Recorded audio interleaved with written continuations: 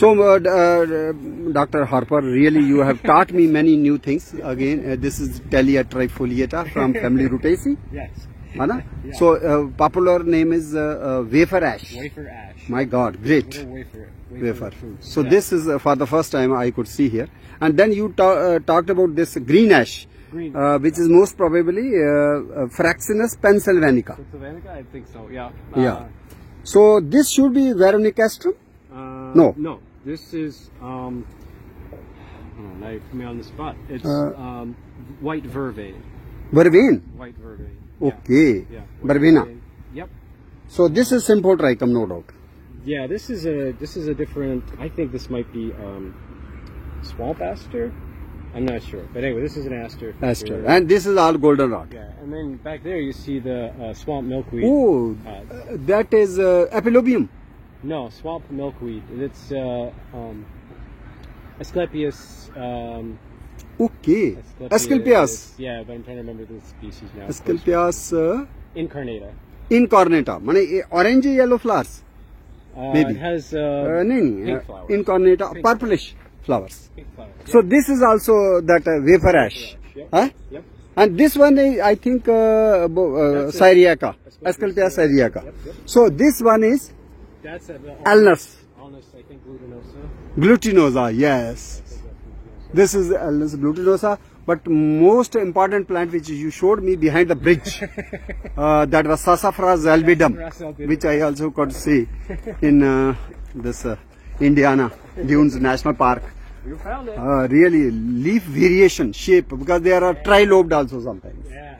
Anna? Yeah, you get thumbs on both sides, and sometimes you get two thumbs. One thumb, no thumbs, two thumbs. Yeah. Like a pair But of mittens. on the same tree, people say that you find different kinds of flower, Yeah, leaves. absolutely. But here I am seeing not any trilobed. This one does this year tend to have a lot of plain ones. Okay. But if And you are telling that in autumn it will turn orange? orange. Oh, Nice great. color.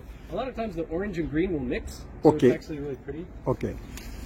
So another plant you talked about behind, that was Evodia. Evodia.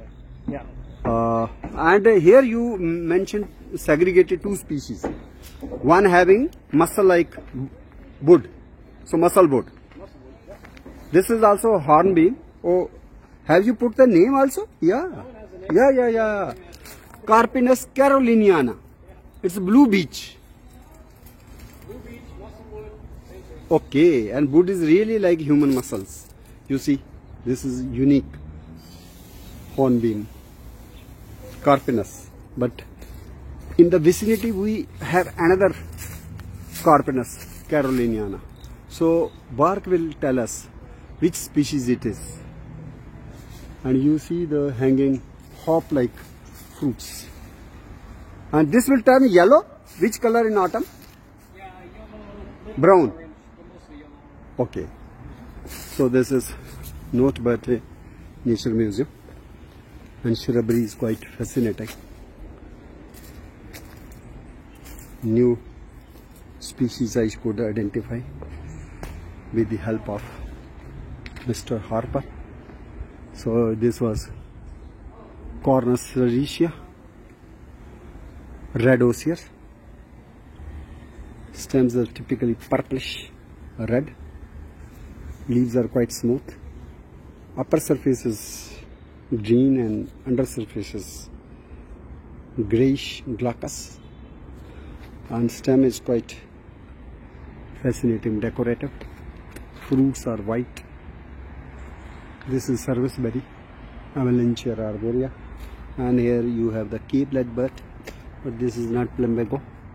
This is Ceratostigma plumbaginides.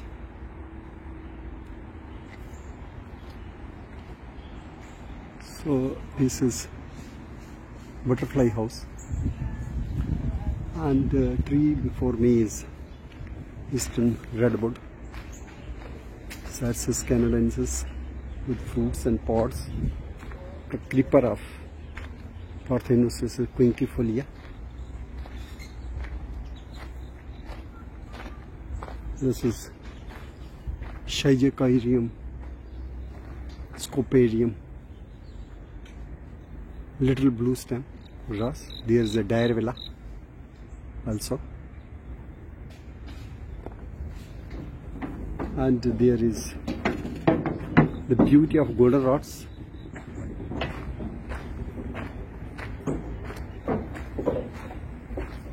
This is perhaps the goldenrod Solidago canadensis.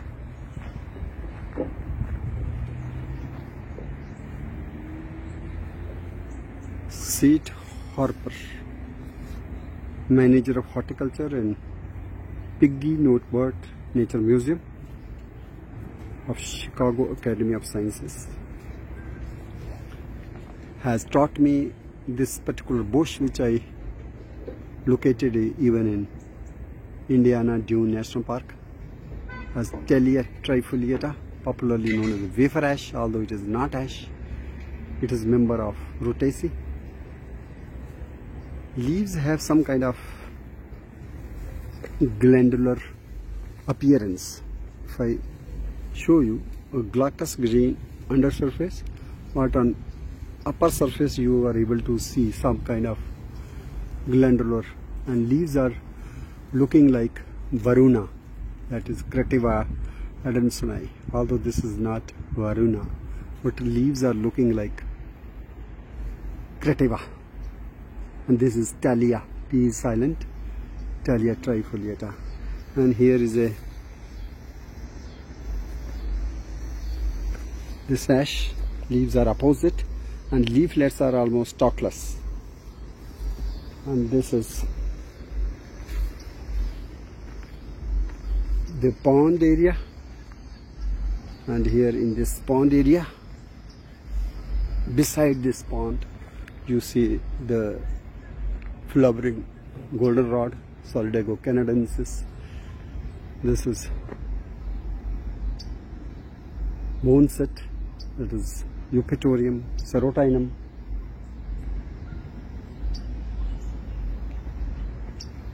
This is occidental hackberry, Celtis occidentalis, and see the way they have preserved nature surrounding this wetland, very near to Lincoln Park Zoo. People come here in the morning. There is also this Cornus glutinosa growing beside the wetland. Beauty of goldenrods to declare the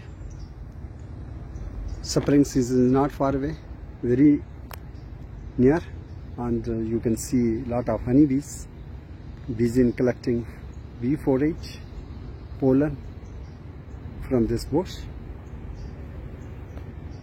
And this is Verbena rugosa, and this is the time when plants are preparing for the winter season, as winter is approaching very fast. And another tree which I came to know today is this one, which is having the opposite leaves born in opposite pair, but they are pinnate leaves with 5-6 leaflets. Upper surface is dark green and lower surface light green. And as Sid Harper told me, this tree is Evodia, and species you are just I think Danielii. Danielii. Okay, and this should be lilac. Yeah. This is Syringa. Yeah. Canescens perhaps. It might be Petula. No, maybe. It's a cultivar. Syringa. Yeah. Yeah. Wonderful. Yeah. So this is Vitex Agnes castus. Yes. But it has two colors, even purplish blue other day I could see, Yeah, and I have this blue one is ones over pinkish. there. Yeah. I have a blue one over there. I even have a white one somewhere. Yeah, yeah. But So, you know, they die back to the ground in this climate. okay. Yeah. But they come back up and it's like a shrub. My God. Yeah. Because So- they bloom on new wood, so you can use them that way. Wonderful. Yeah. Wonderful. really cool. So which is this? This is Quercus That's Baroque. that's a Baroque. Yeah. Baroque. Baroque. Because larger this lobe is larger. Yeah, the lobe tends to be Yeah. entire. So it's almost entire Macrocarpa. Yeah, Macrocarpa. This is, I think, rugosa, Verbena rugosa, Verbena, I think that's or stricta. Yeah, this is Hoary verbena. Okay. Hoary. And this is This is ironweed. yeah. Vernonia. Vernonia. Lettermania. Lettermanii. Yeah. Yeah. Other Vernonia, which I saw in Lincoln Park, that boardwalk shrubbery, that was very tall. Yeah. That's the common probably. Vernonia. Yeah. New York, no. There's New York ironweed. There's different ones. I don't know if does New York grow this far.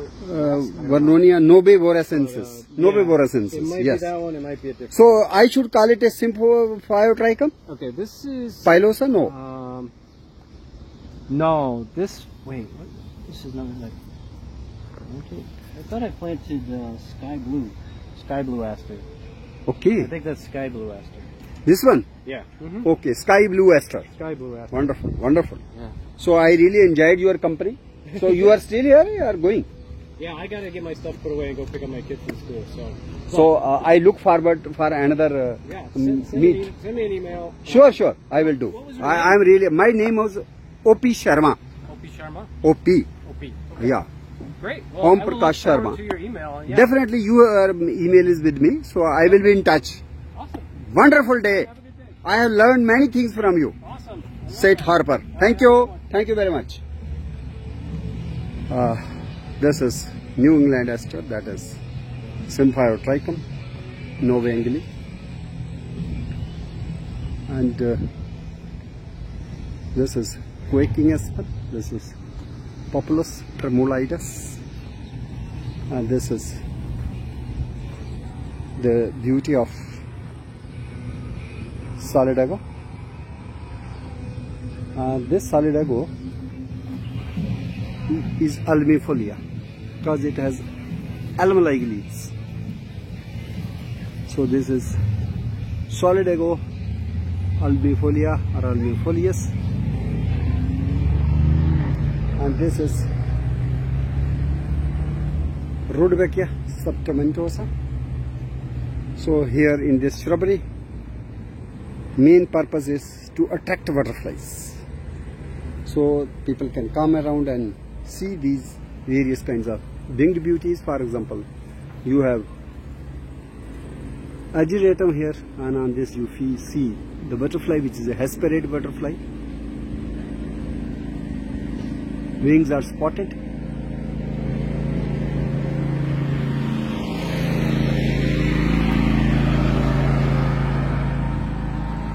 There's another beautiful aster-like plant, but with different kind of flower color.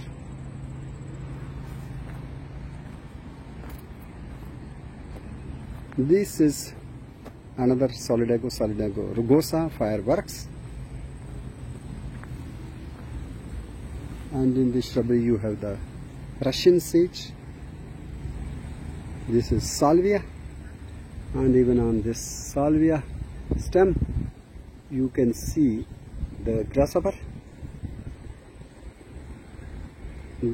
So grasshopper is also in love with this Russian sage, Perovskia atriplicifolia or Salvia atriplicifolia, as its new nomenclature suggests. It should not be Perovskia genus but Salvia itself. And the charm of this grasshopper is also fascinating. There are flowers of stonecrop,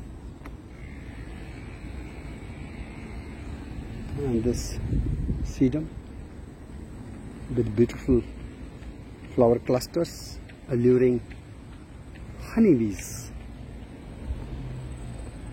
And I was talking to you about butterflies, so I am able to show you one butterfly. This is perhaps red spotted purple. It just touched the flowers of ageratum and then left. It has come again. Perhaps it is yellow swallowtail. Yeah, it is yellow swallowtail sitting on the flower heads, but going here and there and coming back to ageratum is its hobby or its pleasure. But which butterfly is not going here and there and just stable on one bloom? Ageratum is this one, which is a kind of hesperate butterfly, yellow brown color. This is the milkweed, Asclepias syriaca. This is Ceratostigma, Plumbaginoides. This is Vernonia Lettermani, which is alluring not only honeybees but also hesperate butterflies. Leaves are quite thin, thread-like leaves. So this is a small statured ironweed to which our Bingiri belongs, Vernonia. But this is a boon for the hesperate butterflies right now. And you see here the beauty of another Bana. We have Bana in Jammu and Kashmir and Himalayas, but that is Vitex negando, which we are familiar by the name Nirgundi in Ayurveda. But this particular shrub has more charming, more decorative flowers, and this is Vitex agnus costus. And this is the ester color, which has the pink purplish tinge, not blue tinge. Otherwise it is also looking very similar to Symphyotrichum novae, near to that, some cultivar.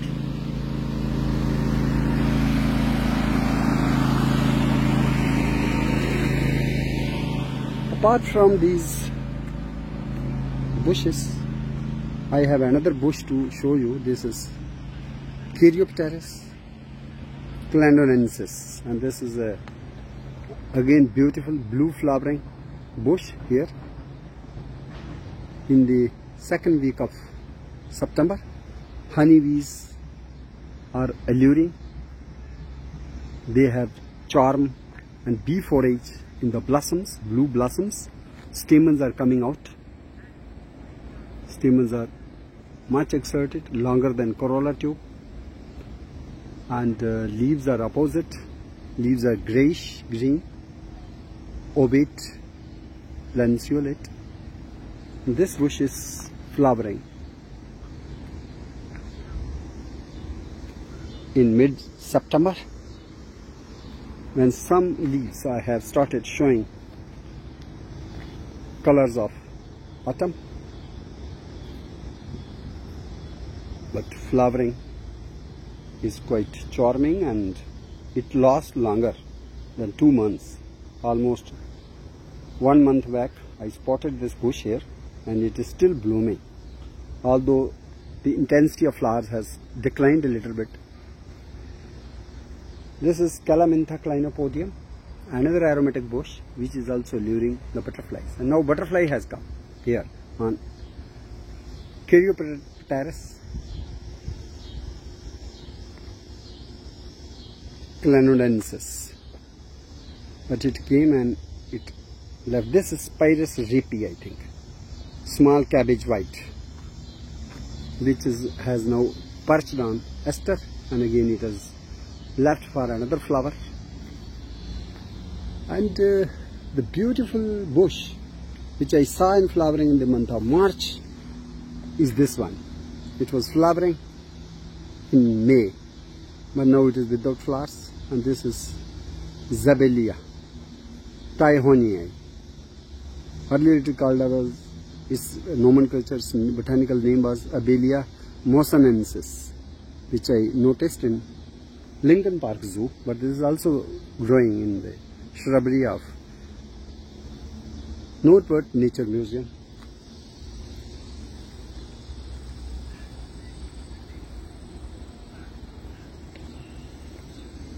And this is Quercus macrocarpa, baroque tree with large upper lobe and deeply divided leaves.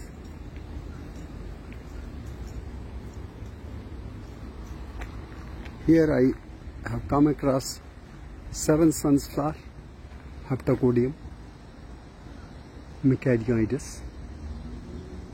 Hepta means 7, so group of 7 flowers, rather 6 flowers and 1 central axis, counts 7. So it was named by Japanese, as it is native to Japan, as 7 suns flower. So its flowering time is also September.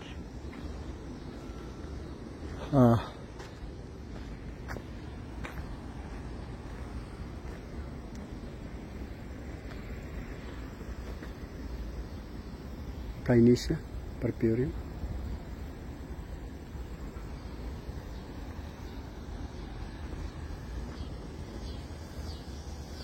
So there we find 2 kinds of trees.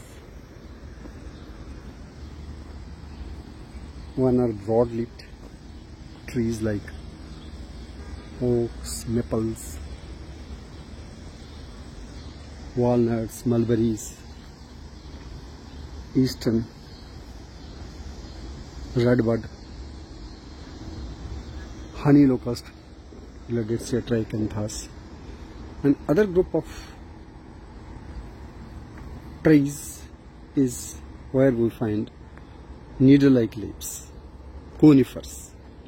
As autumn is approaching, the broad-leaved trees and shrubs, they will put on a very spectacular, colorful show during autumn, as nights get longer, days get shorter,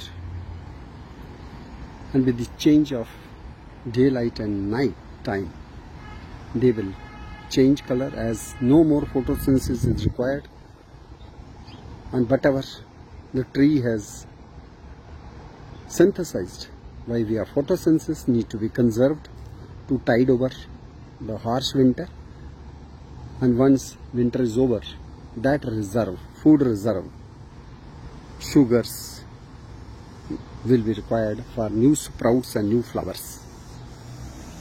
So they show very beautiful colors of purple, red, yellow, orange, purplish brown. Especially this particular tree before me is maple, and this tree perhaps is sugar maple, and it also has the very fascinating red color during autumn time.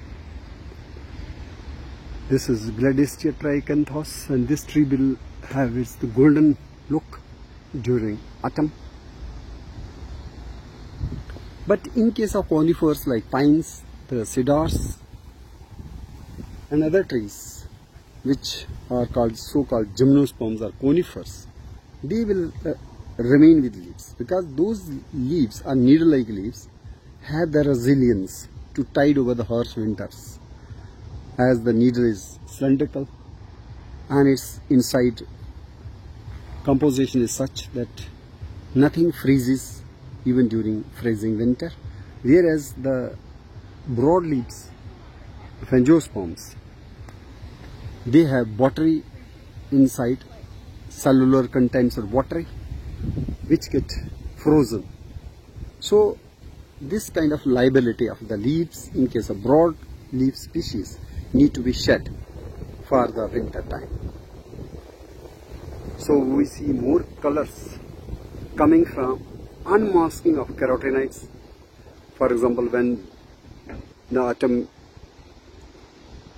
will arrive, no more photosynthesis will take place due to shortening of day length also, and because of drop in temperature. So no more photosynthesis, so that's a signal, no more chlorophyll formation. And when chlorophyll gets disintegrated within the leaf, carotenoids already present in the leaves get a chance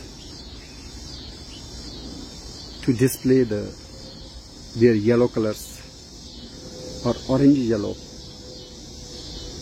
colors. So leaves get that kind of color as we find even on honey locust.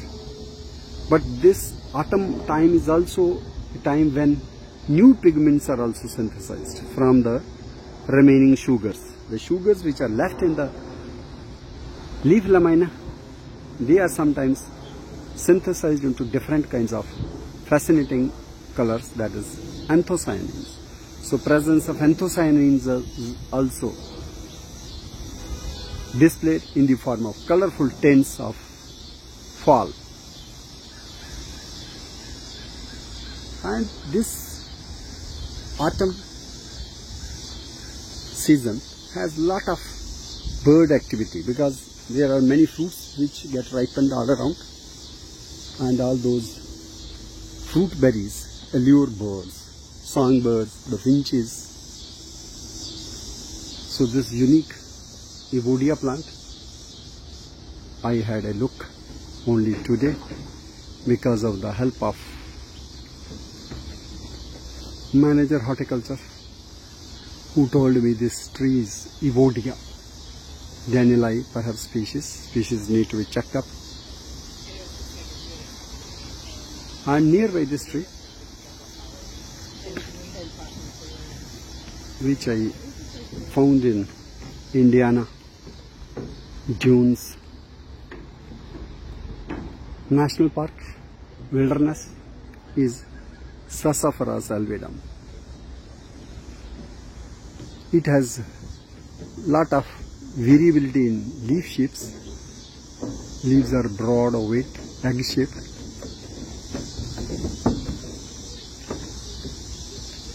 Pinkish leaf stalk petiole. Upper surface is green, under surface is light green or greyish green with pinkish midrib.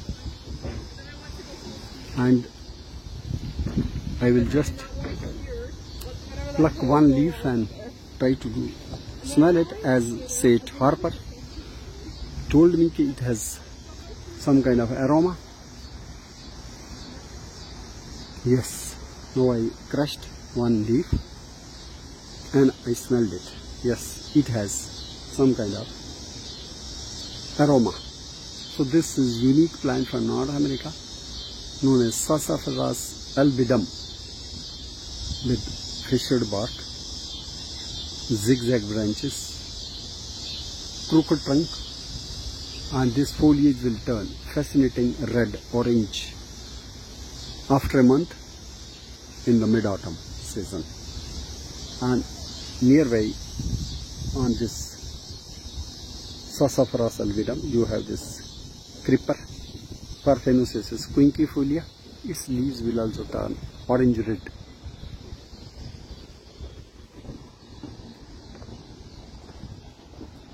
And you see this unique Peggy Notebird Nature Museum shrubbery.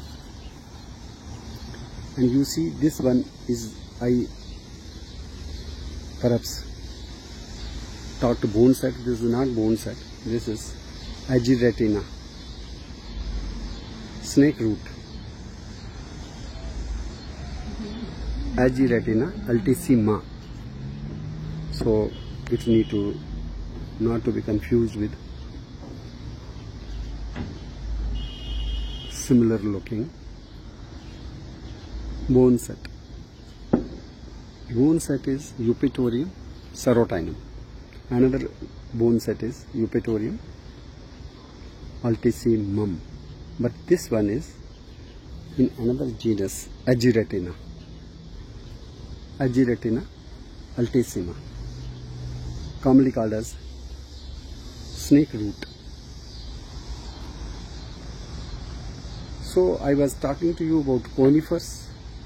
So here I will show you the pines, the pine which I noticed in the shrubbery in the wilderness of Indiana Dune National Park. That was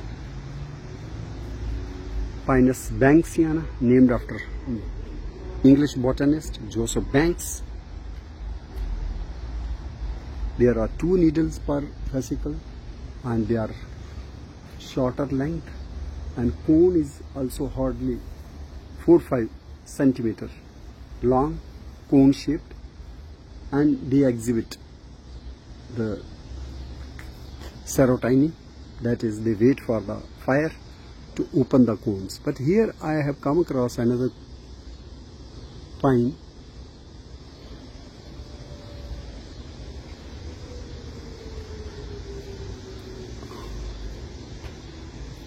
where this has 5 needles per cluster, and this is eastern white pine, Pinus strobus. And here you see the squirrel also. This squirrel is also very playful on the trees, looking for something to eat. And in this shrubbery I have come across this American bittersweet, which is just the sister of our Malkangni. Malkangni we are familiar as Ayurveda climbing plant known as Jyotishmati or Malkangni. So this is the American counterpart, but this is named as bittersweet, and it doesn't find that much medicinal use in America, but it is also very similar to what we have. So but this species is Celastrus, not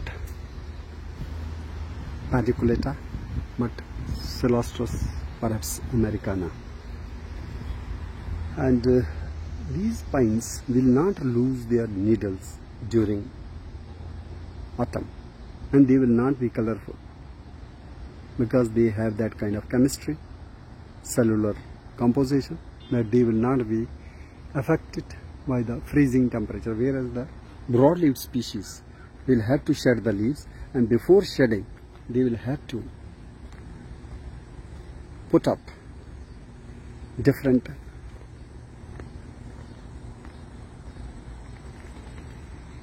synthetes in the form of colors. So there's a very fascinating shrubbery here through which I will go. This is Helianthus, most probably this is Helianthus grassus cerulatus. This is the shrubbery where we see the New England aster, Symphyotrichum novae. This is Solidago canadensis, and there is also another Symphyotrichum pilosa, and this is Hamamelis bush. This is bergamot, that is Monarda fistulosa, Monarda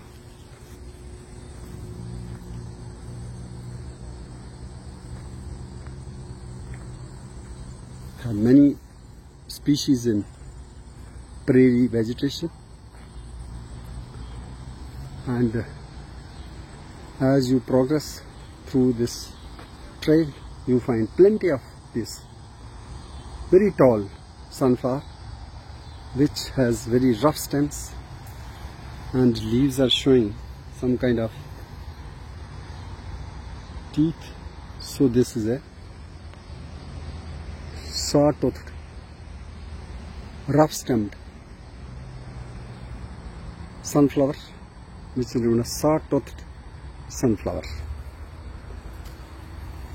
Helianthus grassocerulatus.